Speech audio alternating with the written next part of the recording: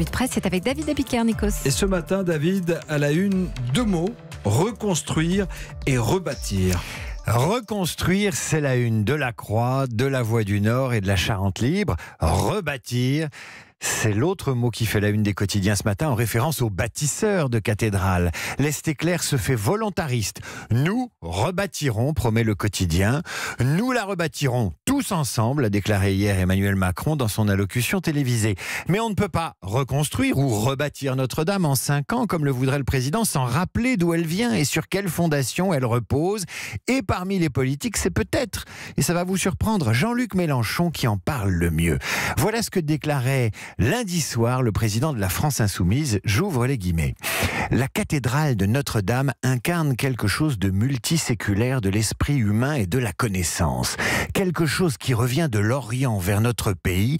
Quand à la fin des croisades, on a commencé dans l'Europe entière à construire des bâtiments qui, pour la première fois, ne reposaient pas seulement sur le poids des pierres, mais sur la capacité des hommes qui construisaient à imaginer cette élévation des murs, la fabrication des rosaces et toutes ces choses qui étaient si nouvelles et qui marquaient une avancée géante de l'esprit humain, la reconnexion avec le passé profond qui avait permis à la science de se conserver en Orient. Il a planché sur la question, Jean-Luc Mélenchon, et ressuscite le temps des compagnons et des maçons. Et si on parlait d'architecture ce matin ? Effectivement, pierre, charpente et débat d'experts dans la presse du jour. Les maçonneries sont réalisées en pierre de taille, du calcaire lutétien, et le liant est un mortier de chaux. Ce sont des matériaux qui n'aiment pas la chaleur, explique ce matin dans le Figaro Clément Salviani de l'Institut national d'histoire de l'art. Et sous l'effet conjugué de la chaleur et de l'eau, cette pierre devient friable. En une phrase, l'expert dit la complexité des débats techniques qui s'annoncent et toute la difficulté du chantier. Et le débat sera charpenté, explique Libération, car les matériaux utilisés varient selon les époques. Charpente en bois d'origine, en métal comme à Saint-Denis ou en béton comme à Reims, reconstruction de la flèche à l'identique ou modification. Et si on retient la charpente en bois, où trouver des chênes bicentenaires, se demande le Parisien aujourd'hui en France, des chênes français dont le diamètre avoisine les 2,50 m. Ce ne sera pas simple. Rebâtir, c'est aussi recruter les artisans couvreurs, les maîtres verriers, les ébénistes, les doreurs. Et il faudra en plus qu'ils aient la qualification monument historique, rappelle le quotidien. Ce qui est positif, c'est que la restauration va susciter des vocations, se réjouit le secrétaire général des Compagnons du Devoir. Tiens, et si les métiers d'art et l'intelligence de la main étaient enfin reconnus dans cette France qui ne jure que par le numérique et l'intelligence artificielle ? Et rebâtir, c'est aussi l'occasion d'aller regarder ailleurs. Ce matin, les journaux s'intéressent à ces édifices qui ont connu eux aussi des incendies. Ouest France explique comment basiliques et cathédrales se sont relevées, notamment celle de Nantes, ravagée par les flammes en 1972, ou en 2015, la toiture de la basilique Saint-Donatien, dont la charpente est partie en fumée en quelques minutes. Les cicatrices nantaises aideront-elles Notre-Dame de Paris, se demande Ouest France. 2 ans pour protéger l'édifice, 4 ans minimum pour restaurer, 100 personnes mobilisées chaque jour, 70 000 ardoises à poser pour un budget de 13 millions. C'est sans comparaison avec ce qui attend Notre-Dame.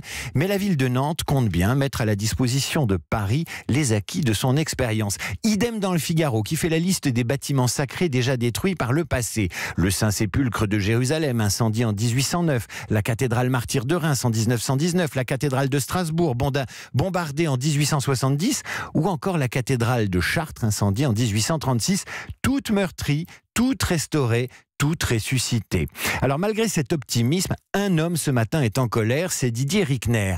Pour le directeur de la Tribune de l'Art, le désastre de lundi aurait pu être évité. Il avait averti de la possibilité d'une catastrophe lors de chantiers de restauration et regrette que la loi ne renforce pas davantage les précautions sur les chantiers.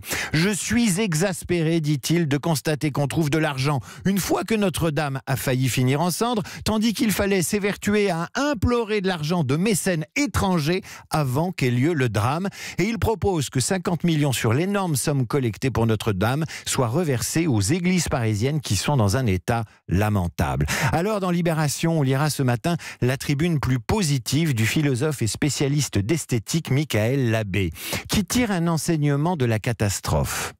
Peut-être que la mise en péril de l'architecture exceptionnelle de Notre-Dame saura nous inciter à prendre soin des espaces et des lieux où se déroulent nos vies. Ces lieux monumentaux ou infiniment modestes, comme les immeubles, vous savez, vétustes de la rue d'Aubagne à Marseille. L'architecture, dit-il, c'est la patrie artificielle des hommes, c'est le théâtre de la vie.